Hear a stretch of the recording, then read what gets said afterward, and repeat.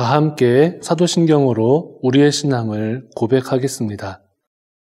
나는 전능하신 아버지 하나님 천지의 창조주를 믿습니다. 나는 그의 유일하신 아들 우리 주 예수 그리스도를 믿습니다. 그는 성령으로 잉태되어 동정녀 마리아에게서 나시고 본디오 빌라도에게 고난을 받아 십자가에 못 박혀 죽으시고 장사된 지 사흘 만에 죽은 자 가운데서 다시 살아나셨으며 하늘에 오르시어 전능하신 아버지 하나님 우편에 앉아 계시다가 거기로부터 살아있는 자와 죽은 자를 심판하러 오십니다. 나는 성령을 믿으며 거룩한 공교회와 성도의 교제와 죄를 용서받는 것과 몸의 부활과 영생을 믿습니다. 아멘.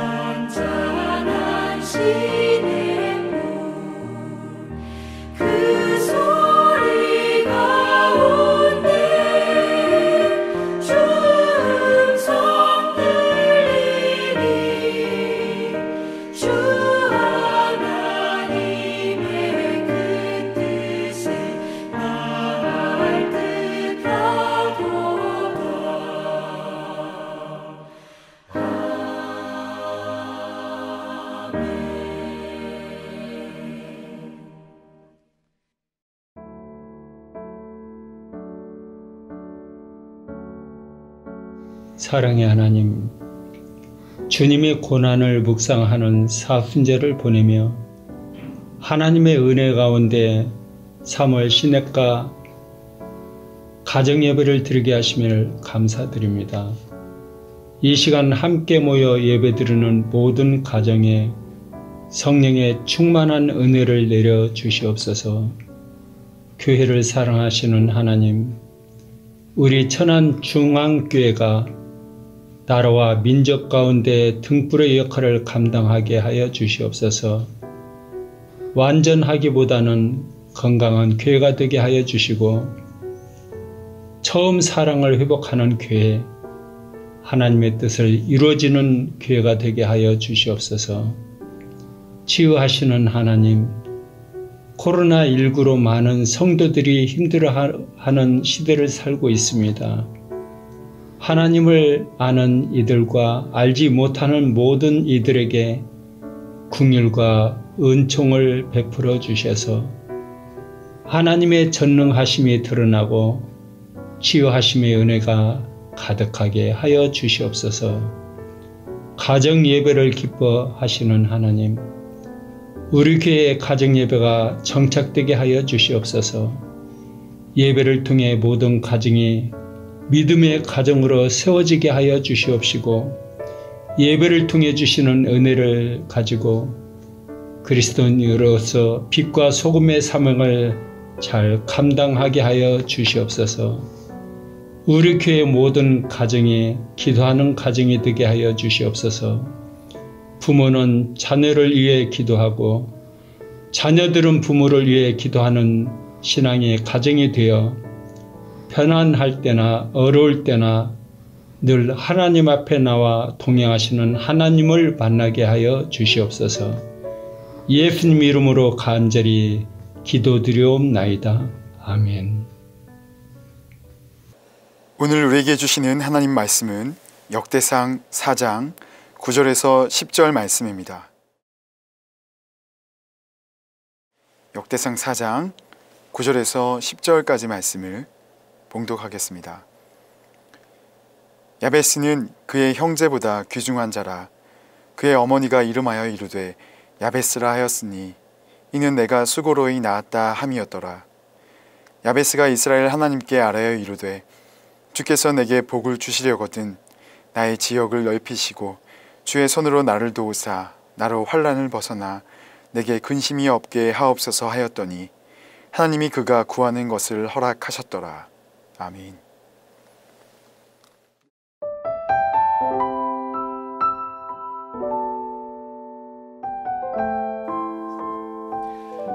최근 일어난 100년간의 변화가 과거 1만 년, 즉 인류 전체의 역사에 걸쳐 일어난 변화와 맞먹는다고 합니다.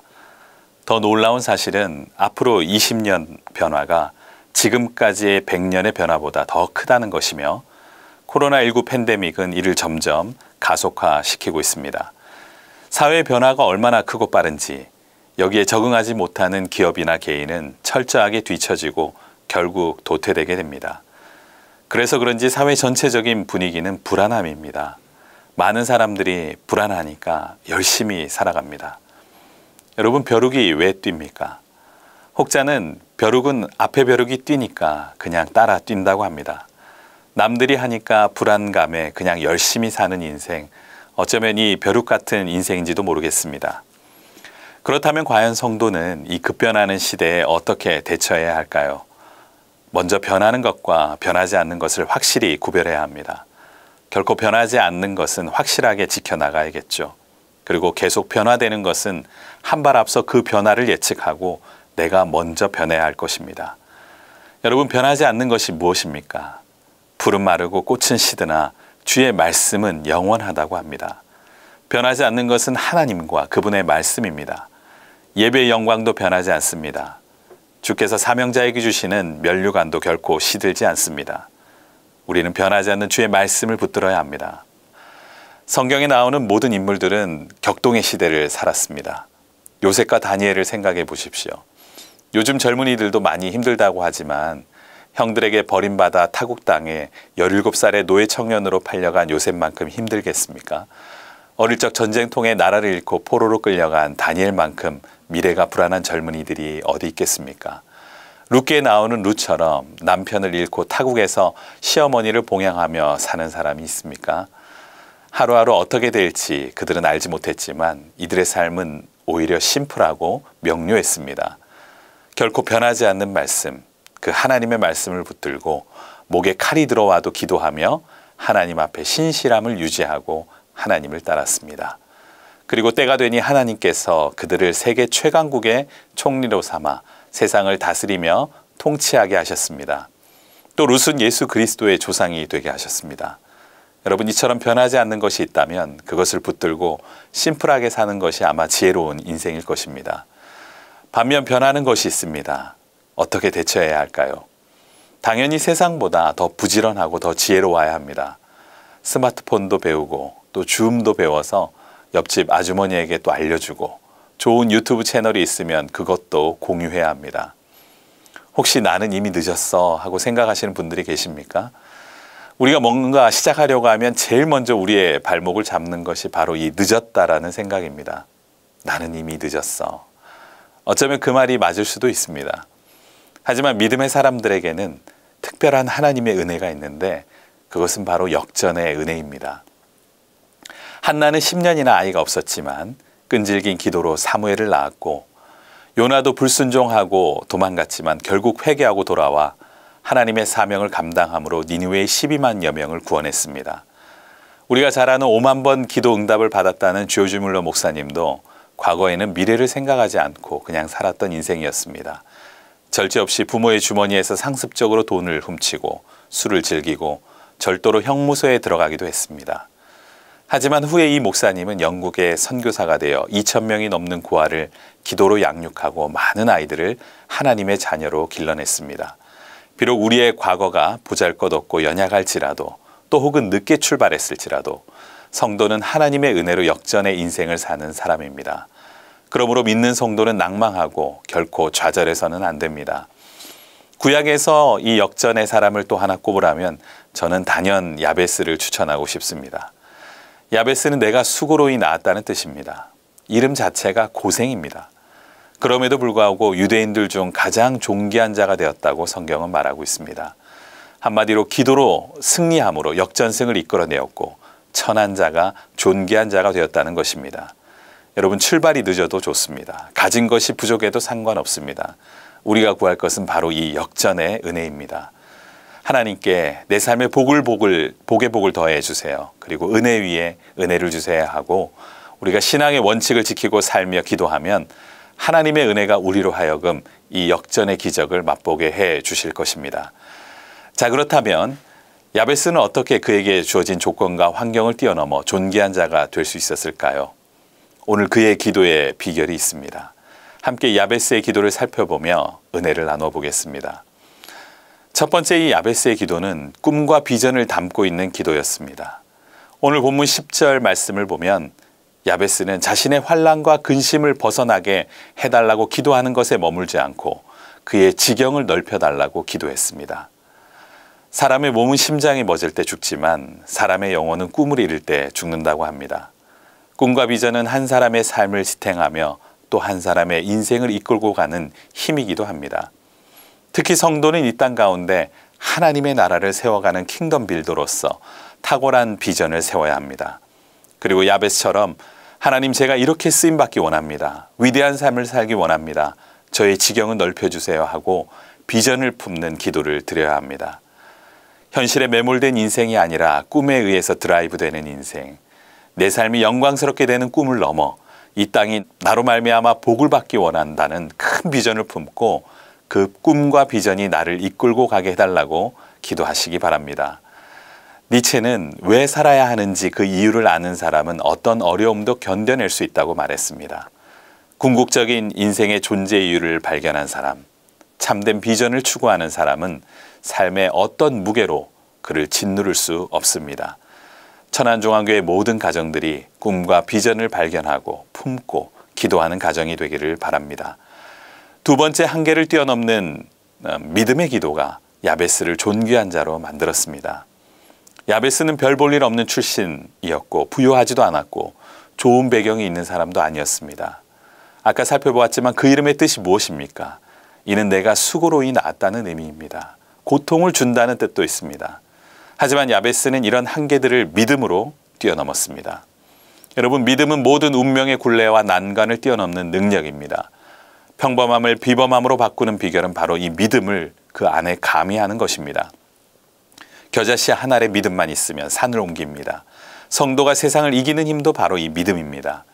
우리의 자녀들이 비범해지고 또 특별해지길 원한다면 우리 아이들의 심령에 믿음이 있기를, 또 이 믿음이 자라기를 위해서 기도하는 모든 가정이 되기를 바랍니다. 세 번째, 야베스가 존귀한 자가 되도록 한 것은 그가 기도를 실행했기 때문입니다. 야베스의 인생의 역전은 궁극적으로 기도함으로 가능케 되었습니다.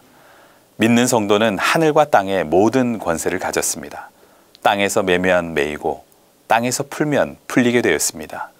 이런 능력을 갖고도 기도하지 않는다는 것은 어리석은 일입니다. 기도의 권세를 가진 자가 아니라 기도의 실행자, 기도의 사용자가 되시기를 바랍니다. 여러분, 이 세상을 사는 방법은 두 가지입니다. 기도로 살든지 염려로 살든지 둘 중 하나로 살아야 합니다. 염려는 흔들의자 같아서 아무리 흔들어 봐도 앞으로 결코 전진할 수 없습니다. 그러나 기도하면 하나님께서 이 세상의 모든 것을 우리에게 맡기실 것입니다. 기도함으로 세상의 모든 권세를 받아 누리는 가정이 다 되시기를 바랍니다. 야베스는 정말 불우하고 어려운 환경 속에서 태어났지만 존귀한 자가 되었습니다. 그의 비전을 품은 기도 때문이었고 믿음의 기도 때문이었습니다. 기도를 실행함으로 그의 운명을 바꾸어 놓았습니다. 이 야베스의 기도를 기억하며 우리 가정도 비전을 품고 믿음과 기도로 역전의 인생을 사시기 바랍니다. 기도하겠습니다.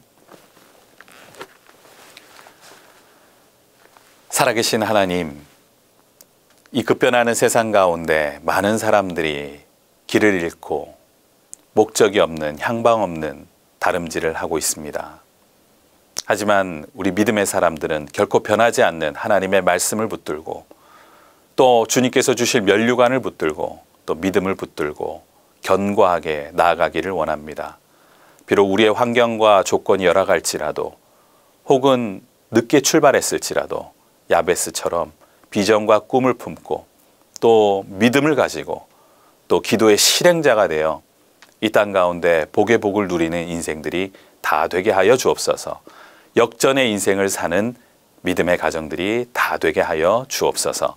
감사드리며 우리 구주 예수 그리스도의 이름으로 기도하옵나이다. 아멘.